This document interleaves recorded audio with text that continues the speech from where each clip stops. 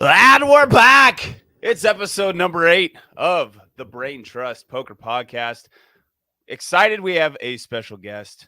Pokerface Ash is in the house. How are you? Hey, what's up? I'm good. How are you? Good. We got the silent assassin from the north, Tom O'Donnell. How you doing? Doing great. Good. And Jess, he calls himself the poker prodigy. His friends just call him Jess Amby. How you doing, Jess? Good, thanks. Thank you for that introduction. You're welcome. All right. Well, we got a lot of stuff to get into. I'm excited to ask you a ton of questions, YouTube, poker tips, all that stuff. And eventually, I want to hear from you about this hand where you had aces in a huge spot and they got cracked. It was brutal. One of the worst bad beats I've seen in a long time. So we'll ask you about that. But first, tell us how you got into poker. How did you get started in this world? Yeah, kind of crazy. So I went to college, over 15 years ago, sadly to admit. And I played basketball. I was a college basketball player, and we'd have team bonding nights. And so our coach would get us together, and we'd play games, board games, stuff like that. Well, one night, because he was into poker, he decided to teach us, which I'm not sure in hindsight how great that was for us to be teaching us gambling. But we played with play money, of course, and I just was fascinated. He was teaching us about this thing called outs, and I'm like, what is an out? And straight draws and flush draws, and then my friend who played on the team with me, she was like, hey, have you ever heard of full tilt? And I was like, no. She's like, oh, I played play money on there. Well, my stupid ass went and deposited with my credit card $30. And at the time, if you're in college, $30 is a lot of money, especially back then. And I lost it right away. I, of course, then deposited another $50 on my credit card and lost it, lost a little bit more. And all of a sudden, I'm like, oh, gosh, I have no idea what I'm doing. And then I kind of started watching Poker After Dark. And I'd watch Tom Dwan and, all these guys play. And I was like, oh, they're really good at this. This is something you can become good at and have strategy and, and learn. And so that kind of just started me on that journey a little bit, but I mostly played recreationally up until about 4 or 5 years ago. And in that time, I studied a little bit or tried to get better, but didn't really know, where to kind of go. And I was just mostly playing for fun. But that's kind of how I got started back in college, is where I was first introduced to it. Yeah. Oh, it's super cool. So when you're down $80 right away, were you thinking about all the Taco Bell that would buy? Oh gosh, I was actually mortified. I vividly remember where I was sitting on my laptop thinking, I was freaking out inside. I'm like, I got to get this money back. I got to figure this out. So yeah, it was a lot of Taco Bell that I lost that night. Oh, that's awesome. So I mean, now you're in a totally different space. You're winning tournaments and all that stuff. What was that like? What made you go, boom, this is it? Where did you get started in the strategy side? What was it that really kicked off your game? Yeah, so during that time where I'd kind of just first fell in love with poker in college and then transitioning out of college, I remember watching on ESPN when they used to have the World Series of Poker broadcasted on ESPN. I was watching this segment they were doing on Greg Mueller, who is called Full Blown Tilt. He goes by FBT. He's played on Poker After Dark a lot. He's actually through a crazy story, one of my good friends now. But they were doing a segment on him because he was running deep in the main, and he was talking about how he used to be an ex-hockey player, and he's too old to kind of play hockey now, and he kind of still needed something to fuel that competitive drive. And that is where it really clicked, where it's like, oh, you can get good at this. You can outthink people, outsmart people, outwit people, and you can have this competitive, it can fulfill that competitive drive in you still. And that kind of really inspired me to try and take it a little bit more serious. And just watching the main event, watching all these people play on this huge stage was really cool. And it kind of propelled me into looking into it more as more of a strategic thing rather than a gambling fun type of thing. So that's what really, really started that for me. And I'm guessing, I mean, I didn't realize you played college ball. That's pretty cool. But you have to really, very few people could just walk in and be like, oh, I'm just so gifted naturally that I can play college hoops, right? It's tons of work. It's tons of practice. It's tons of repetition. How much did that just take you right into poker? And you're like, oh, I have all the skills. I just got to translate it over to poker. Exactly. I learned so much through playing. Basketball was my life since the time I was about 12 years old, or 10 years old, sorry. And I learned so much about discipline, how to kind of put your mind to something, and it just so many really character building things that I learned, like don't give up when things get bad. If you're doing 10 suicides, you got to stick with it, keep going. Like it's hard, it's not easy. And so those things kind of prepared me for a lot of the mental and physical struggles you can encounter being a poker player. That's awesome. All right, so if you and I were to play on the court, how many points would I score? Game by ones, game to 11, and I'm just an average Joe. How many would I score before you had 11? I don't know. I mean, probably a few because I'm really short. So, Oh, okay, okay. yeah, I tell people I will challenge anybody to a shooting competition, but I feel like I'm a little bit too old now to be challenging people one on one. But I challenge anybody to shooting competition. I'm actually trying to get some prop bets going for the summer for this. So Have like a 3-point contest with oh somebody? yeah. Oh yeah. Okay, nice. Trying to get Uh, Phil Hellmuth into it actually. really? Yeah, Well, you think you'll get it? we'll see. We're Okay. working on it. I hope you do. That'd be fun to watch. Okay, so you decide you're going to take your poker to the next level, and what was that process like where you start learning and you start actually buying in for real money and playing at live games and stuff? Tell us about that process a little bit of how you ended up where you are now. Yeah, it was really daunting at first, actually, especially like I feel like being a female stepping into a casino for the first time. I had no idea. I remember one time I showed up to the Bellagio in Vegas because my friends, we were so brilliant. We decided to go to Vegas absolutely broke.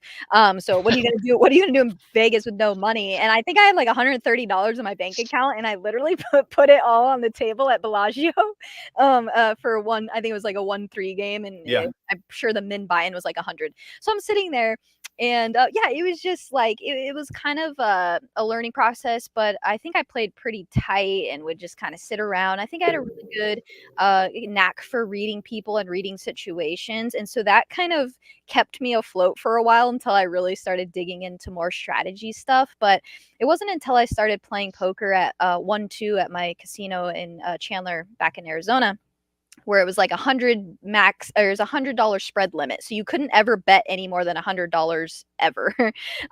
And I was sitting there and I made a friend, so I'd played there a few times. His name is Josh, and he was like, hey, have you ever checked out this guy Andrew Nemi, his YouTube channel? I'm like, Andrew who? Like what? So I go home that night and I turn it on and watch his vlogs, and by the time you knew it, I had watched them all in that night. And I remember being fascinated that we were sitting at the table with him and kind of watching him play. And granted, I hadn't played a lot of poker live, so this was like so cool for me to watch. I was hooked, and that watching his vlogs made me realize how much I didn't know about poker, because he was talking about things in a manner where I didn't understand the strategy. He's like, "Oh yeah, we can have some bluffs here," and I'm like, "What do you mean? You have this hand? How do you have some bluffs here?" Like, just like the lingo and the stuff he was saying, and it kind of started me on that journey of trying to seek out more strategic help with the game. Yeah, that's awesome. I would say most of us that are on here it's all thanks to Andrew. Yeah. I remember watching I think he had 2 vlogs out when I started watching him Wow. and was just so hooked for the same reasons you're talking about. Yeah. And that's cool though that's what really pushed you down the like, okay, here we go. Strategy, let's get it. So Exactly. really cool. So how long do you think you were grinding at the tables before you're like, okay, I have an edge. I'm winning. Were you already there when you were watching Nemi and you just kind of expanded your game, or did that help you get to a point where you're like, man, now I'm really beating the game? I would probably say I was probably break even, but the games are just Okay. so soft. So I never really even had a losing month at poker until recently.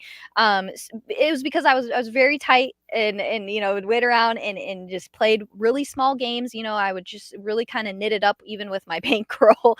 Yeah. And so yeah, it was just kind of I really started to get a lot better at it the more reps I took, because I was working for my dad part-time, which I'm sure we could talk about a little bit. And I was also playing in a band. I was a musician, and I was also coaching college basketball and also Wow. going to the casino as when I could. Well, my dad owned a music store back in Arizona. It was a mom and pop, like he'd had it for almost 50 years. And he was retiring, and I was kind of his manager. It was a family-owned business, and I had to figure out what I was gonna do. Like this was most of my income. Well, I was already kind of making more money playing part-time poker. It was, when I was tracking my hourly rate on the app, where I'm Yeah. like, should we give this a try? And so that's what started me to like actually transition from playing part-time to full-time. And I will say, I was still really bad at poker when that transition happened. So I had a lot to learn, but I was beating it. I was making probably around $20 to $30 an hour, which at the time was a little bit more than what I was making. So Yeah. it just kind of transitioned that way. Yeah. Wow, really cool. So I'm going to ask you this: if you were to talk to yourself back then, so for our audience that's new, but you want to go back and give yourself some advice, like what is the one biggest thing that did work for you, or the thing that you would recommend that you wish you had learned sooner or faster? Yeah, be more aggressive, not only in the actual poker strategy, but also with my bankroll and moving up stakes because I stayed at low stakes for way, way, way too long. Hmm. To the point where I was missing out on so much EV, so much money, so much more hourly rates. Like I stayed playing to this day, my comfort zone has been playing 2-3 or 1-3. So it's just now starting to feel more comfortable playing higher stakes. Okay. Obviously, I've been playing a lot more higher now, but so just being more aggressive with my bankroll and just taking more shots, not being afraid to fail, I think would be one of the main things I would tell myself because in being afraid to fail, I was missing out on opportunity. Hmm. So if you got in a tough spot, just to clarify, you would like if you were in a tough spot where you're like, man, I need this $100, and Yeah. you had a hard time pressing the all in button or whatever. Absolutely, Yeah. absolutely, I did. So Yeah. it was kind of this also transition into thinking of poker and the chips as big blinds versus cash and money. But it was like, hey, this $70 and pay for gas for the next couple of weeks, like So Yeah. when you start to play for a living, those things become a little bit more lifelike. Yeah. Yeah, absolutely. Okay, and then let me ask this. So now you're at this point in your career where you're winning tournaments, you're regularly playing bigger games. What advice, like what is something you're currently working on or something you've recently learned that's really impacted your game or changed it? Ooh, that's a really good question. What I've been working on a lot lately is really getting a better sense of theory. So a lot of GTO study, because I am playing with way better players, and I'm playing in tournaments with way better players who are thinking along GTO lines. So it's great to be able to exploit people, but in order to do that, we have to have a foundation, and that foundation is GTO. So while I do know a decent amount of GTO strategy, there's like things that aren't solvable like multi-way spots. So that's been like something I've been trying to navigate lately. Multi-way spots, how to steal chips when your opponent's range is capped and uncapped, and ways to accumulate, getting thin value. Things that are a little bit nuanced in poker are kind of the things that I'm trying to really dive into lately, because that's where the money's made, in thin value and in really good folds, and we can play strong hands easily all day long. But what about those marginal spots? Where am I missing out on EV, or where can I squeak out a little bit more equity or more value? Sorry. So those are kind of things I've been thinking about a lot lately that keep me up at night.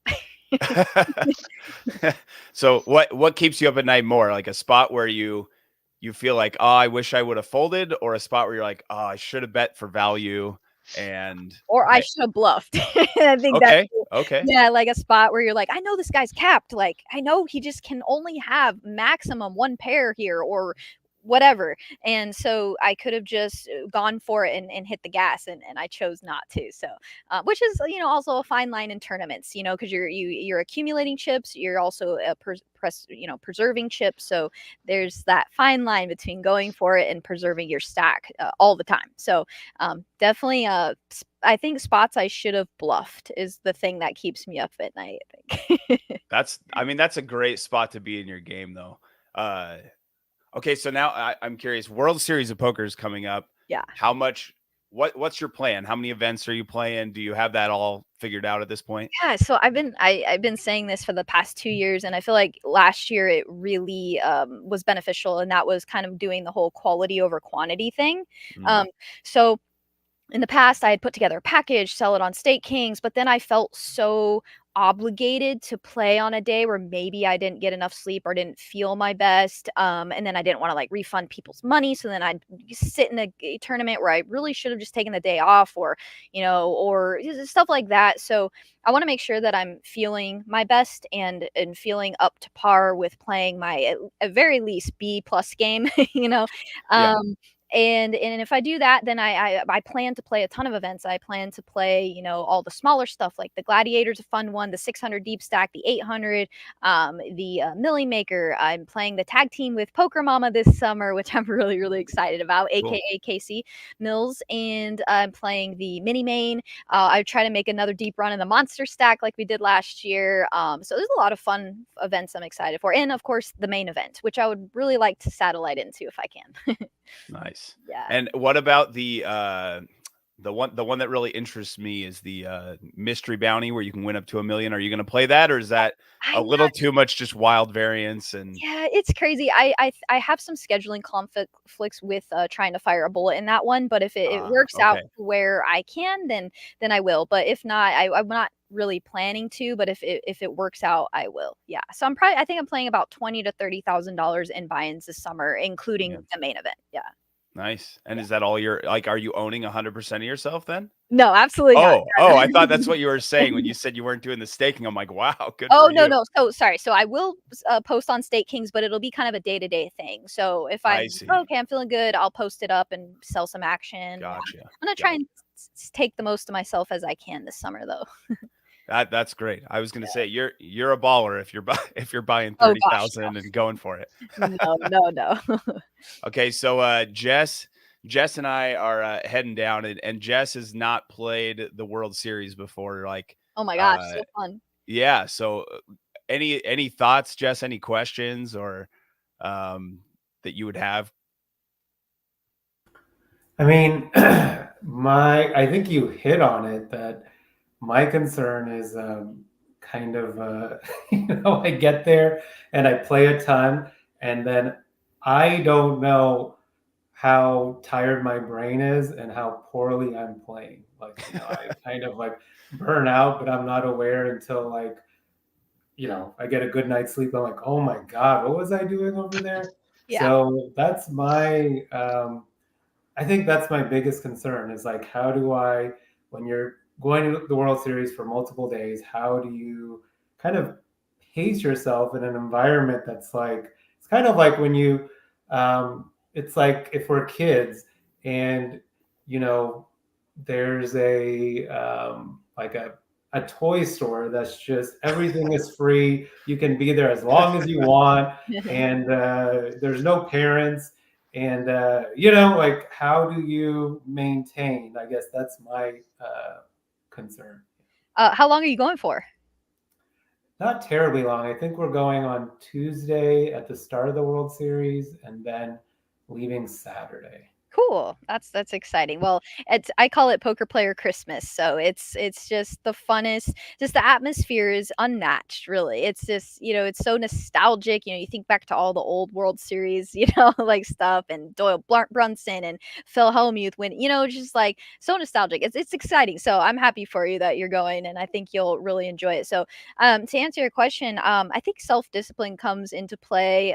So like you said, you're like a kid in a candy store. You could just always just be grabbing something. And I think it's really important to listen to your body. And for me, getting a workout in before I go play and making sure I get a good night's rest is really important. And also to kind of stop and take a second. Because like you said, you can be going, and you don't realize, oh my gosh, I am running myself into the ground. And then I realized I registered a 10 a.m. tournament, busted that, went into the 1 p.m., busted that, registered the 250 deep stack at 3. Then I registered the 8 p.m. and the 10 p.m. And now I busted all those. So I'm going to go play the Caesars at midnight, and I can't even see straight at this point.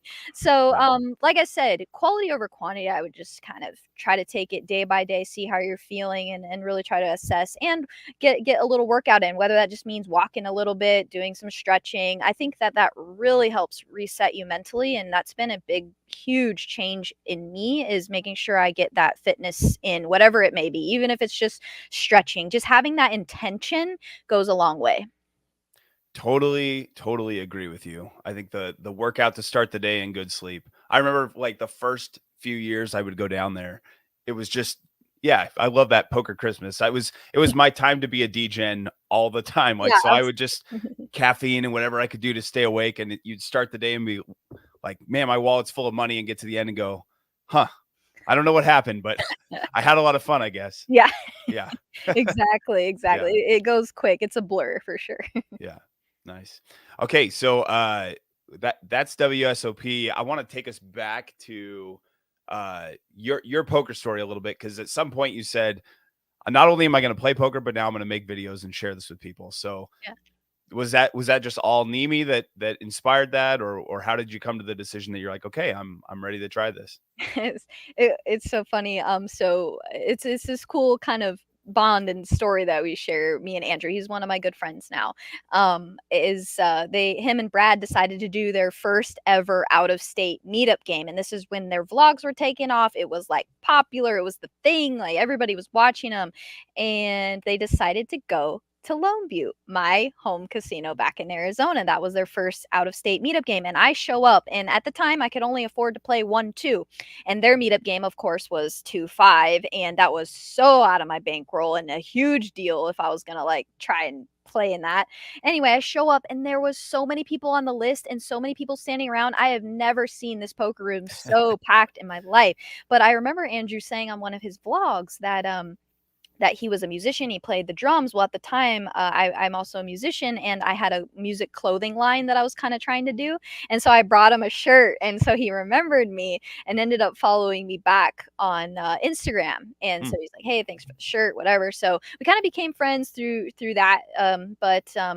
And then through him, I met Jamin, the Drawing Dead vlog, which he just won the GPI Vlogger of the Year, which was much deserved. And so I met him.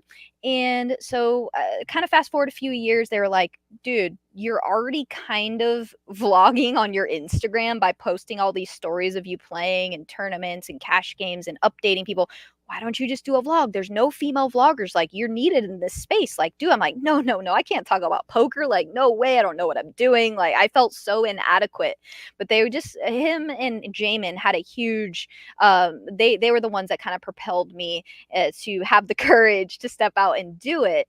And there's a little bit more to the story in the sense of like, I was a musician, I started playing poker, and I was really kind of missing that creative aspect that I was missing through creating music.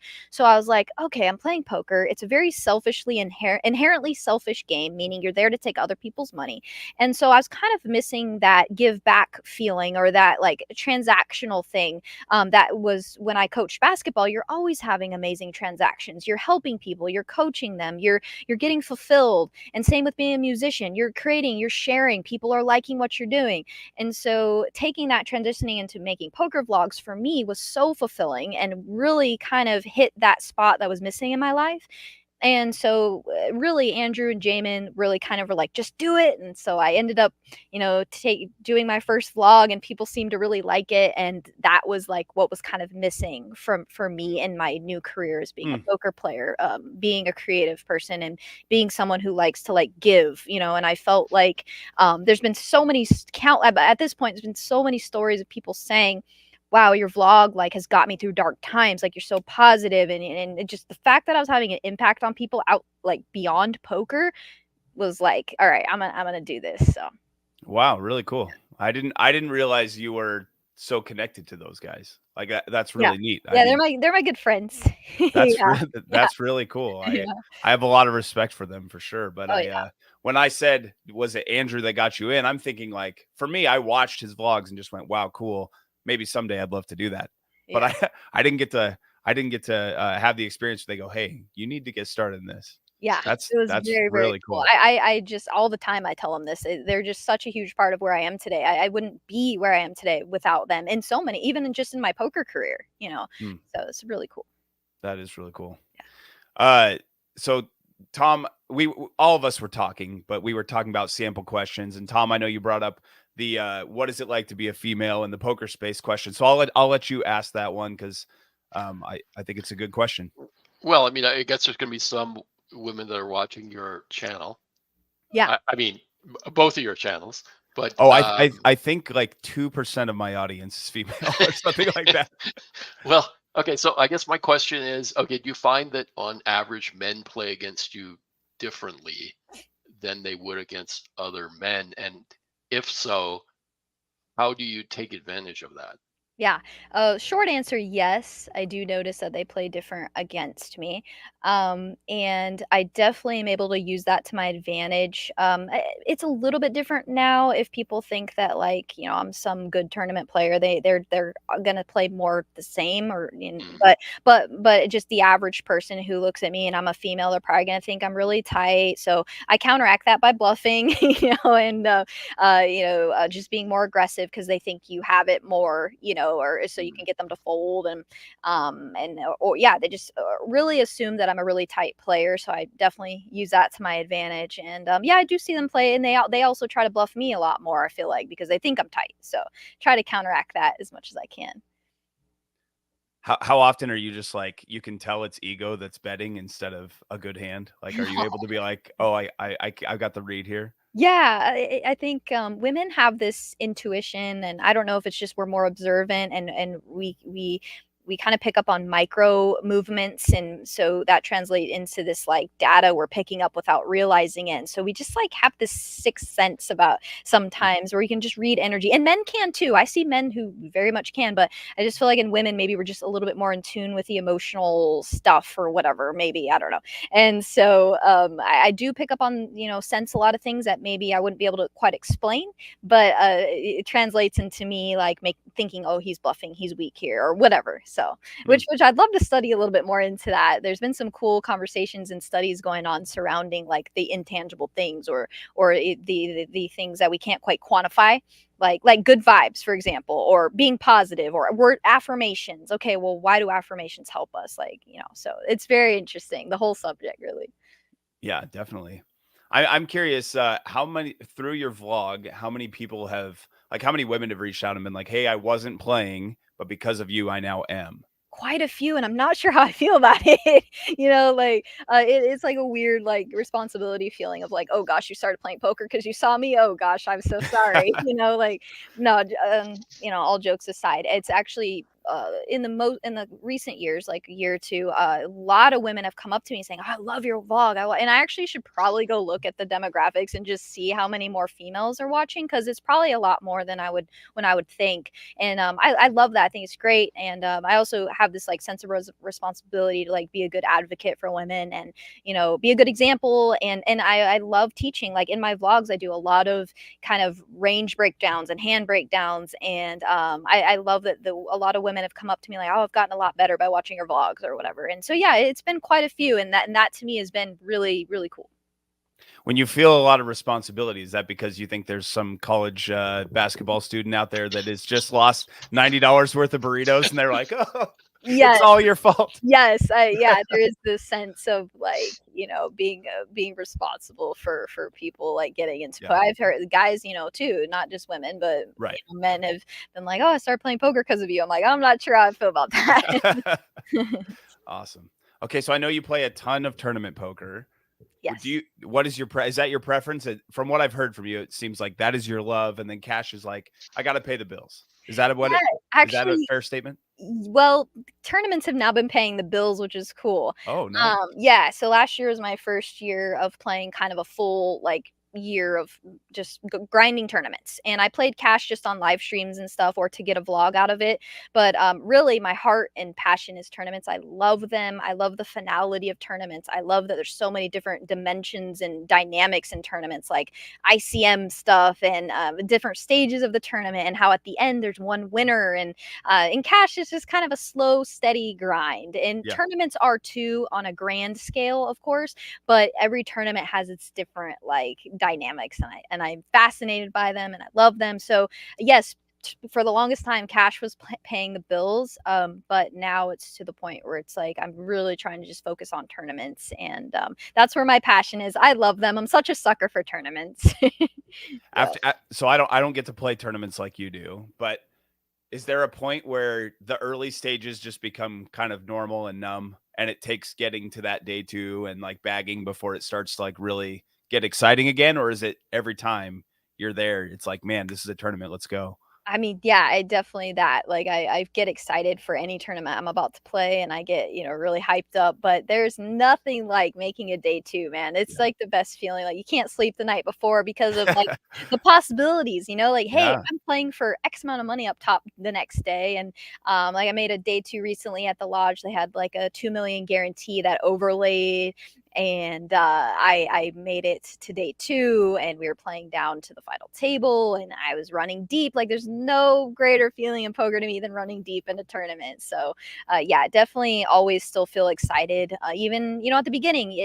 I hope it never gets to the point where it feels mundane and it feels like, okay, we're gonna grind, try to make a day two. Like, I hope I always feel the passion that I do now for it. Good. Okay, so that's the very high positive side. Now we gotta ask you about this moment. Jess, I think you were the one that shared it, and you're like, we're talking and just getting together to review some hands. And Jess is like, hold on a second. Have you guys seen this? We're like, no, we don't know what you're talking about. He pulls it up. He's like, we're watching this together. So he shares the screen, and we watch that aces hand. Do you want to just like give us a little? Okay, we'll set it up a little bit. This is, you have pocket aces. Your opponent it's 5-8, correct? 5-9. He had 5-8. 5-8. I think it was Offsuit. Yeah. 5-8 offsuit. And I'll let you set it up. It was your hand. Okay. But then I would love to hear what that was like, because watching it and listening to the announcers say, no, not like this. Okay, I'll stop talking. I want to hear what your thoughts on that hand. I'll back up even a little bit farther. So that was the biggest game of my life, for starters. So I was in for 20,000 at this point. I was in for 20,000, but prior to this hand, I had won the biggest pot of my life. It was a $35,000 pot against Maria Ho, where we get it all in. I have kings pre-flop. She has tens. We're all in. First board, we run it twice. She let me run it twice. First board, I run out clean. Second board, she hits a 10, and I river a king. So I scooped the biggest pot of my life. So now Nice. I'm sitting with, I think, $35,000 in front of me, which is absolutely absurd because I had never even, that's just the biggest game of my life. So they're like, all right, 5 hands left for the night. And in my head, I'm thinking, I'm about to lock up the biggest win of my life. This is insanity. Like, this night couldn't have gone any better. And they're, okay, we're down to 4 hands left now 3, now 2. And I'm thinking, God, please just deal me 7 deuce so I can fold. I literally will fold everything. Even if you give me ace jack, I'm folding it. Like, poker gods, please. Just last hand of the night, I look down at aces. I didn't realize this. This is the last hand of the stream. Literal last hand of the night, and the biggest no. game of my life. About to book the biggest win of my life. So that's, and you're on cloud 9. Yes, I had to give you the backstory because I'm literally gonna fold every single hand I get dealt, except for aces. Like, I swear to you. And I can look down at aces. So I raised to 700. We're playing 25, 50, 100, 200. So I opened to 700. Of course, I expect this crazy whale guy to call. He calls the 700. The big blind calls. He actually has 8-4 offsuit in the big blind. So the small blind has 8-5. The big blind is 8-4. The flop comes 9-4 deuce or 9-4-3, something like that. And the small blind, who's crazy, open rips for $13,000. The big blind thought about it for a second because he had a pair. But I'm thinking, please fold so I can snap call. Please fold. Sure enough, he folds. I snap call. My opponent has 8-5 offsuit for no pair, no draw. So the only way he can win, I'm 95% to win. I'm literally about to book a $30,000 win on this stream. 30 grand win. I just have to fade the runner. And so how are you feeling in this moment? So this is what's crazy. You can see on my face, I swear to you, you can see it on my face. I knew I was going to lose a hand. Like, I don't know what it was. You could see visibly that you look nervous. Yeah. In the next, when he said I have a pair on the turn, he makes a pair of 5s. Yeah. And he only runs it once. So I couldn't even ask, hey, can we run it twice, please? Like, drawing to 95%, I wanted to run it twice. and when he made the pair, you could see my face go, like, I feel it coming in. I don't know. And then the river 5 and Maria Ho and Phil Hellmuth both said it was the sickest hand they've ever seen on a live stream, just because of just like everything that led up to that. And Yeah. everyone's like, man, you handled that so well. And you're such a pro. I'm like, I was in shock. I couldn't move. Like it was numbness. It was numbness. Yeah. But it was so cool because it didn't really like, yes, it sucked so bad, but I got everything I wanted out of that stream. An amazing vlog, won the biggest pot of my life, and got the most viral hand out of it. So, like, all things considered, I felt so fortunate and blessed to even be playing in a game like that. I had no Yeah. business playing in a 100, 200 game, and so I sold action for it, of course. And Yeah. but anyway, that was the hand. It was crazy. I've obviously the worst beat of my life, but we can walk out of it feeling okay. I had to kind of give you the backstory because that was kind of what built up how insane Oh, the hand was man. for me in so many ways. So yeah, fun one. It was insane to watch. I had no idea it was the last hand of the night on Yeah. top of all that. Last, Oh man. yeah, Oh man. absolutely crazy. When he said not like this, I was like, no, I can't even watch. You just want to look away. It's like a car I accident. almost didn't even want to look at the river, but because of everyone's reaction, I kind of glanced at it and I saw that it was another 5, and I was like, oh man. Oh my gosh. Gross. I wish the turn could have just been any other card in the world. Like, that's not a pair. Right. Right. All right. So now I got to ask you from that, tell us what puts you on tilt. Like in that moment, if that game had continued, would you have been able to continue playing? I think I would have been really frazzled, but I would have either like stepped away. I think I definitely would have still been really, really frazzled. And it wouldn't have tilted me, but I guess in a way it would have taken away from my playing abilities. Yeah. Probably for a little bit. I probably would have had to come down. I mean, after that hand, I was actually kind of laughing, joking around with them, but while still processing what had just happened. So yeah, what tilts me? What tilts me is when I don't play a hand well, or missed out on an opportunity because I just wasn't thinking through the hand thoroughly enough, or I wasn't taking my time. Basically, whenever I make things that I think are mistakes is what really can frustrate me. Had beats. I mean, honestly, if I can take that beat, I've seen everything. I've seen everything at this point. So bad beats don't bother me. They don't tilt me at all anymore. I get frustrated if I busted and it was stupid or whatever, and I'm like, oh. But basically, if I make mistakes, is this thing that makes me upset the most.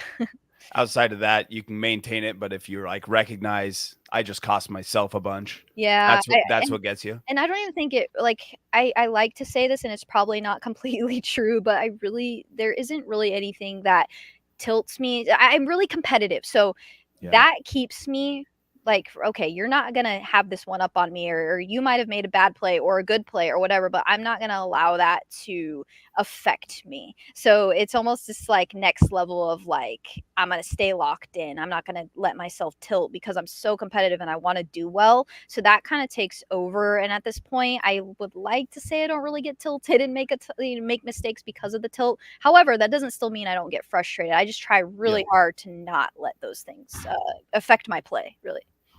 That makes sense. I have more questions for you, but Tom, Jess, anything on your minds here before I move on? I'm just curious. So it seems like a lot of people make the transition from cash to tournaments, and I don't really understand why.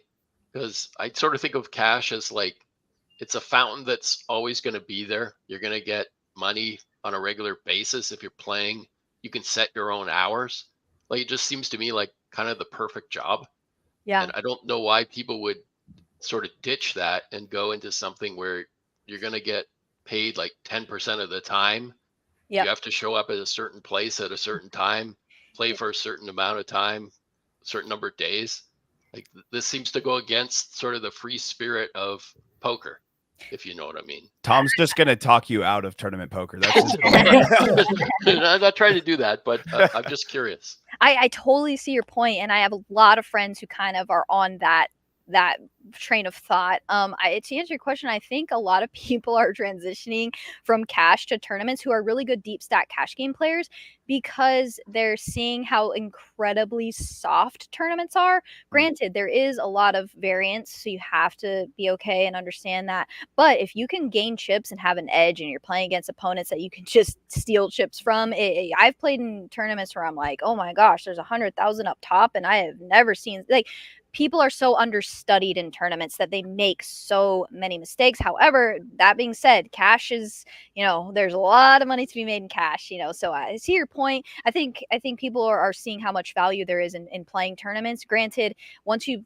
factor in travel costs, Ubers, flights, hotels to travel to different tournaments, and how, if you're not in Vegas, that can make playing tournaments for a living really difficult.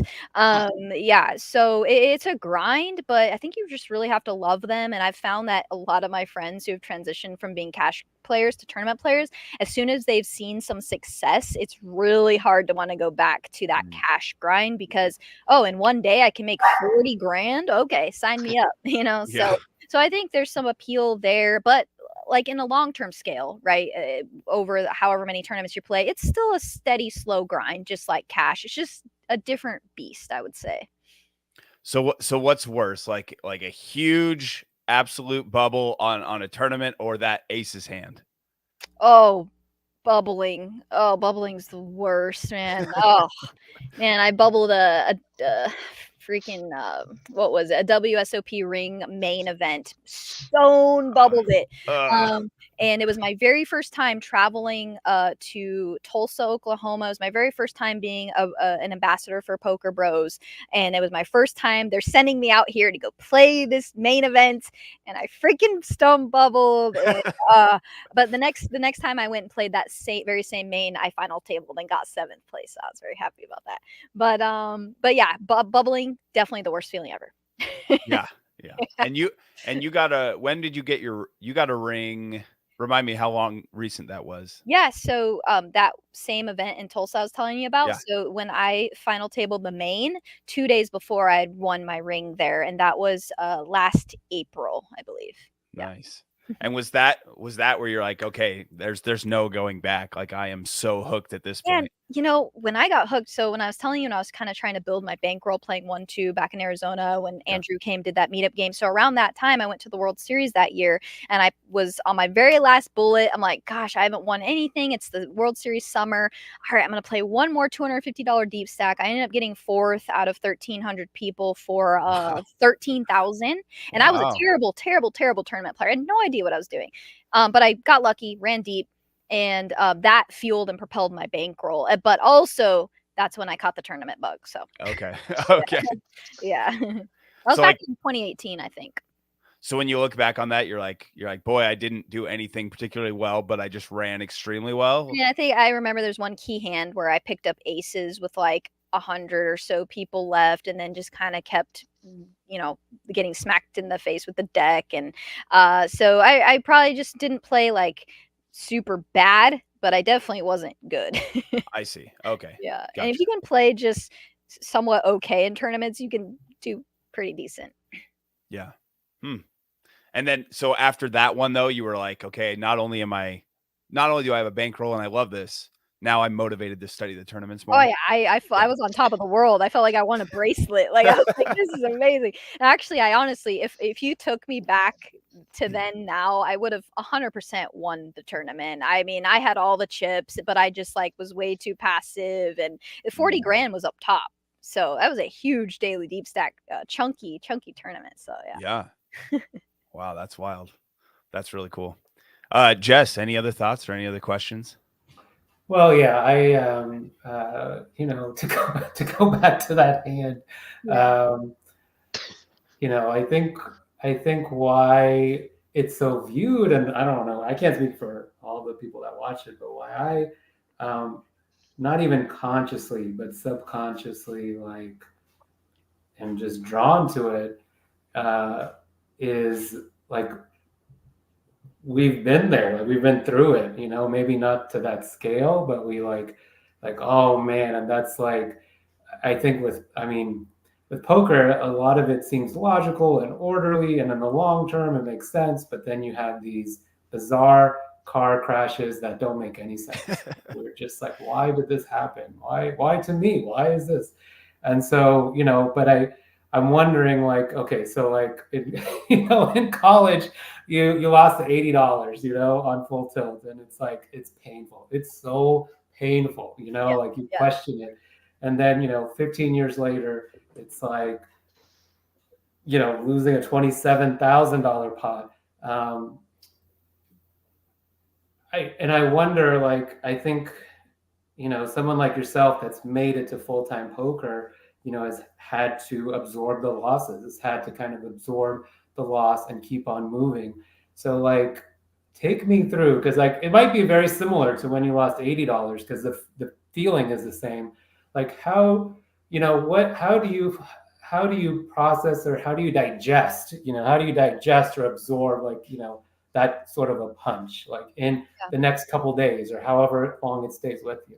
Yeah, sometimes some things stay longer with me than others.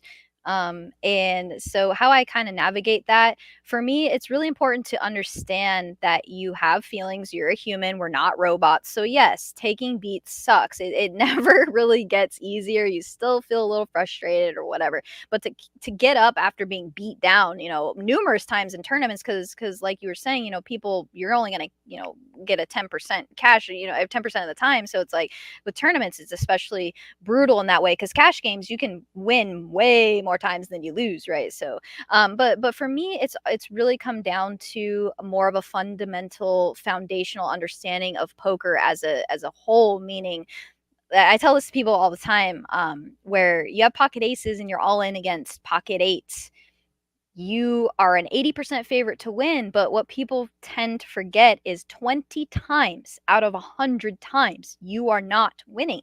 That is a lot of times. Yeah. 20 is, so people forget that. So if we can kind of go back to realizing we're not owed anything in poker, there's no justice in poker. Every hand is going to run out randomly. It's a random, finite, infinite number of hands that we're facing, we're playing. And yes, some people are a little bit more on the positive EV, and some people just run a little bit below EV just because of card distribution or whatever. So whenever I am able to kind of think back to poker for what it is, a mathematical game, a zero sum game, I then remember that, okay, like, yeah, it's just going to happen. It's literally just part of the game, but people say that all the time, and it's kind of like a thing just that's said, but if you really think about it, that's literally what poker is you're going to win X amount of times, you're going to lose X amount of times, and we forget that there's quite a few times where we're not going to win the flip. Like we somehow feel like we're supposed to just win a flip because it's a flip. Like, no, you're going to lose it a ton of times. Yeah. So if you can kind of remember that, and then allow yourself to process through emotions and process through and not let it affect you, I think that's where, like, the real winning comes into play, because you're not getting in your own way.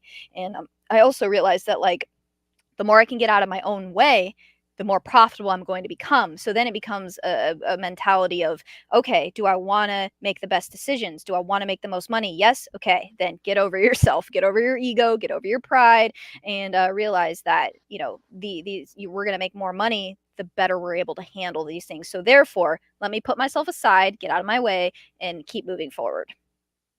Well said. Well said.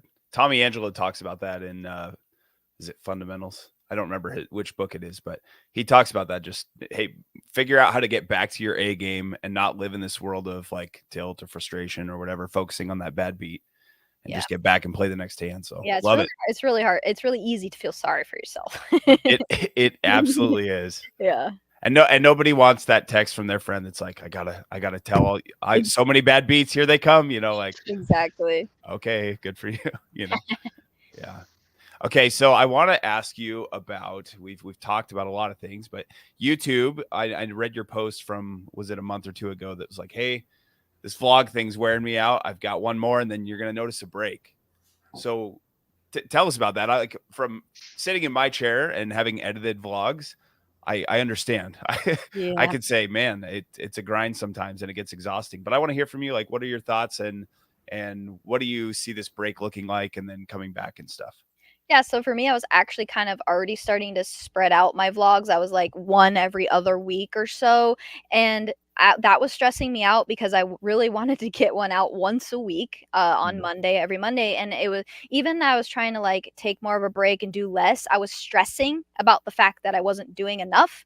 And so I was like, Um, I just need to pull the plug completely and just step away completely, or I'm never going to not like still like I was spiraling and feeling very very stressed and anxious about this, and it was becoming very unhealthy for me to Mm. like worry about what people think, and are my vlogs good enough, and you know, I wasn't getting as many views, and like the wrong things were starting to eat at me. And so I was like, I just need to kind of take a step back, realize why I'm doing this. It's not about, you know, a bunch of views. It's not even about money, because I lose money each month on my YouTube channel versus what I pay my editors. It's about, you know, making content people love. It's about providing value, and it's a way for me to kind of have some creative fulfillment. So the break really, I actually probably is going to be a long one, because I don't know if I'm going to start them up before I leave for Vegas, and if I'm going to continue them during Vegas. So it could be a couple months of more of not putting out content, which is the first time I've ever done this. So it's been kind of hard to let it go, but it's also been really good for me to let it go. And not to mention, I'm in the process of like moving, buying a house. So it's a good time to kind of take the break, step back, refresh, reset, and really put out content that I love and I enjoy putting out, rather than just like, I got to get a vlog out. So it's like not going to be the best, but it's going to be out, right. versus, you know, so there's like a fine line between just kicking out content, but I really want my content to be really good quality. So I just felt like I needed a break. I was definitely getting run down by the grind. Yeah. Yeah. Tell us mentally what that's felt like, because it's been about a month. Is that right? Since Yeah. your last one? Yeah. So yeah, I was How's starting the comparison? yeah, I'm starting to feel myself stressing again. Like, okay, I got to get back. Like, got to do the vlogs. But it's like really trying to look within myself and feel like, okay, why do you feel pressured to do this? Why? Mm. Like, I'm always about finding the root cause of things and the underlying issues. And so it's been really nice to take a break and not worry about that, because I'm like a people pleaser by nature. You know, people message me like, when is your next vlog coming out? And it like breaks my heart, because they're like, you know, they're waiting for vlogs, and I'm like, I'm sorry. But just trying to kind of not care what people think, which Mm. also having a vlog has very much helped with, because there's a lot of internet trolls out there, and Yeah. there's a lot of negative stuff. But so I've been able to like get some thicker skin about that, and really like try not to care what people think. But overall, the break's been good. It's helped me have some mental clarity in aspects, and really kind of get out of that like comparison thing, and I'm not doing enough, and views and subscribers, and it's just like, yo, it's gonna be there when you get back. Yeah. It is just a matter of like, I'll still grow. It's just gonna be delayed a little bit more, and that's what it is. So So when you asked yourself the question of where's the stress coming from, when you say you're a people pleaser, is that really what was causing it? Is the thought of like, oh man, I'm letting these people down if I don't do however much or whatever date, or is yeah. that kind of what it was? Yeah, a lot of it was, not wanting to let people down and kind of holding Yeah. myself to this, like, schedule, and then also I was starting to compare myself to others and their growth and their success, and Mm. it's tough to even admit that, because I don't wanna care about that, but it almost was like I felt like I was kinda being left behind, Mm. and it sucks when you put so much, effort and work and passion and heart into something, and my editors, I'd get so excited, I'd be like, "Oh my gosh, this vlog's really good," like, and then it'll get, like, the least amount of views I've ever Yeah. gotten, and I'm like, Yeah. "Oh, man, there's no worse feeling," and, so lately, my vlogs have actually been doing a little bit better, so I felt a little bit more hopeful, but the algorithm kinda changed a little bit. YouTube started focusing on shorts instead of long form vlogs, and so my vlog used to get boosted in the algorithm, and it was getting, you know, more views than I had subscribers, which is obviously the huge goal, and then it got to the point where, like, I was barely getting any views, like a Mm. third of the views I was getting, and Mm. that was really discouraging, because Mm. I felt like my content was getting to the best it had ever been, and the quality, and I was so proud of it, and it felt like nobody was seeing it. And I say nobody, but like there's still 10,000 people watching it. So if you think about that, it's like, okay, that's cool, but then it's like, why do I care, right? And then it's kind of spirals me into this like introspective thing, and yeah, so Well, I have no idea what that's like. I never compare myself. It never bothers me. You're the only one. No, yeah, that's a very real thing. I definitely understand that. So, yeah. cool. Well, let's see. I wanted to ask you about, so we do a lot of, on this channel, a lot of poker to make money. And for me, it's a side hustle still. Mhm. And then I invest it. And that's kind of what I focus on this channel is investing my poker earnings to try to set myself up and my family up better for the future. I hear you saying you want to make an investment in a property. Is that kind of your primary way you're investing now? What do you do with extra poker winnings if you have like a big score? Yeah, I've been like honestly like diversifying my funds a lot. So like, Roth IRA, stocks and bonds, dividends, like all those kinds of things. I just kind of put it into like a portfolio and just trust that these people are putting it in the right places.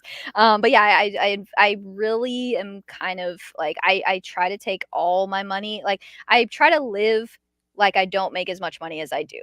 Good for you. And so by doing that, I've been able to toss so much money into like savings and stuff like that. And I'm about to pay cash for my house. So it's like, being able to do that and have investments and stuff like has been monumental to being able to play poker even. So yeah, just diversifying my funds, stocks, bonds. I got into crypto a little bit, got really obsessed with it for a while, and I actually, made a decent amount and then kind of got scared, pulled out my money. But yeah, so just really try to live like I don't make as much money. So what it can be any amount, So if I live like I'm making 30,000 a year, but I'm really making 80,000 a year or whatever, then you can really save a lot of money. So I don't spend a ton of money on myself.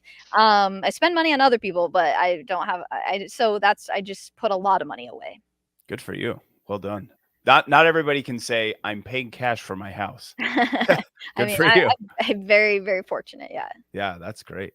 And are you looking at that as an investment long term as well in the real estate side?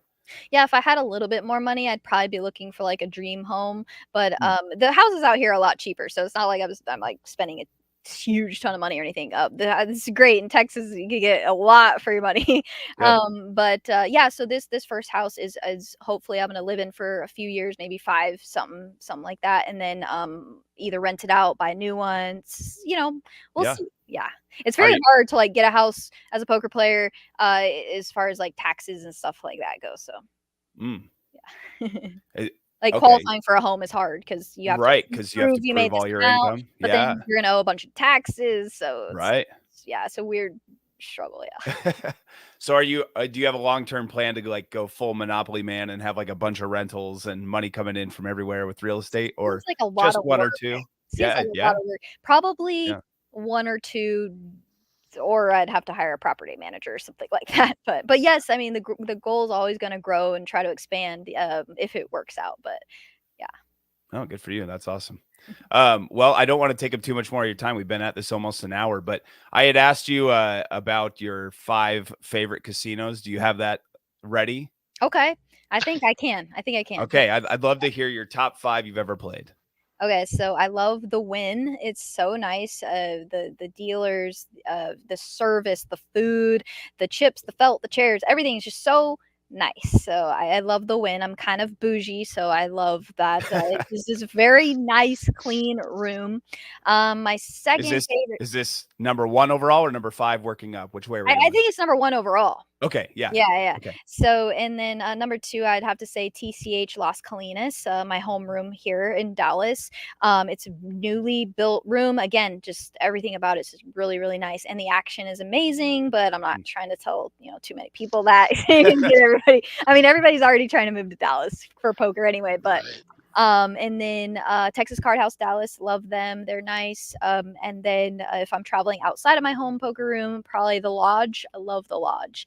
It's a great room in Austin. Obviously, Andrew Nemi owns part of it, so I'm partial. But also, I love them there. They've been so good to me. And actually, my first ever live stream appearance and the highest stakes I ever played a couple years ago was at the Lodge on their live stream. So we've had a good relationship for a while. And number 5 is man, what would my number 5 be? Probably the Aria. It's just nice. Like, yeah, that is a nice room. Yeah, we'll just say Aria. Okay, I like it. Yeah, good. That's a good list. I'm gonna have to agree with you. I think the Win is probably my favorite room I played. So good nice. choice. Good choice.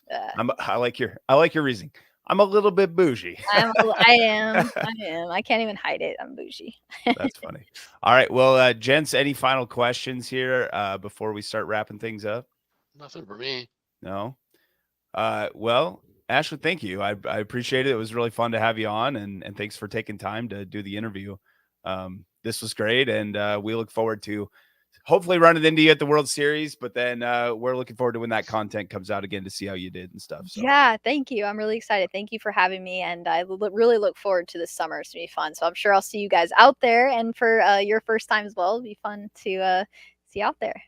All right, tag, bag, Yes. get a big score. Tag. Let's Hope do you it. do well. Hope you do well. Thank you. All right. Take care. Thanks. Thank you.